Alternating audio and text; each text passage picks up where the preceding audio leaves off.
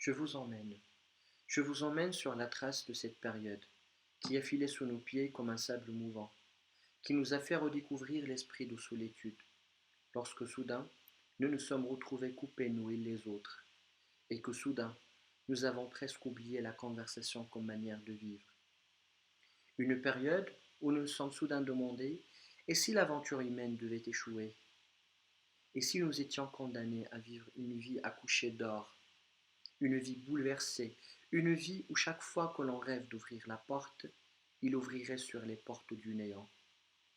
Une période où nous nous sommes tous demandé si l'aveuglement du monde d'hier ne nous avait pas conduits à l'ignorance, à la fête de l'insignifiance, à la triste condition de l'homme moderne.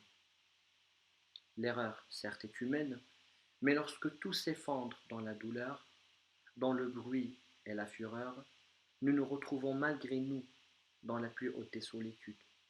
Il nous reste alors les souvenirs qui virevoltent dans notre chambre, quand on a une chambre à soi. Il nous reste nos pensées secrètes qui nous font dire mais c'était mieux avant, nous faisant accepter comme inéluctable le désenchantement du monde et nous poussant à tirer notre révérence à la vie. Et pourtant, c'est tout au contraire. C'est la plus belle histoire du monde restée encore à écrire. Et si, retrouvant en nous un regain d'énergie et d'optimisme, nous décidions de continuer à voir les belles choses que porte le ciel, de nous dire que la vie est ailleurs, de nous dire que cette révolution du silence que nous avons traversée nous promet de beaux lendemains. C'est un long chemin vers la liberté qui nous attend, un long chemin aussi vers la sobriété heureuse, vers la fraternité.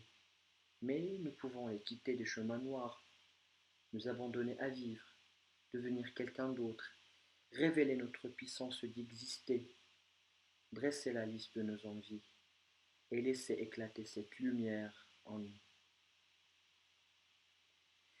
Au terme de cette période, nous pouvons nous dire voilà comment je suis devenu moi-même. J'ai réussi à rester en vie et je n'ai plus peur. Et peu importe que le vaste monde poursuive sa course folle, moi, j'habiterai la terre des hommes avec la puissance de la joie et je continuerai de rêver à mon utopie. Parce que cette année, c'est l'année de l'éveil et celle du commencement d'un nouveau monde.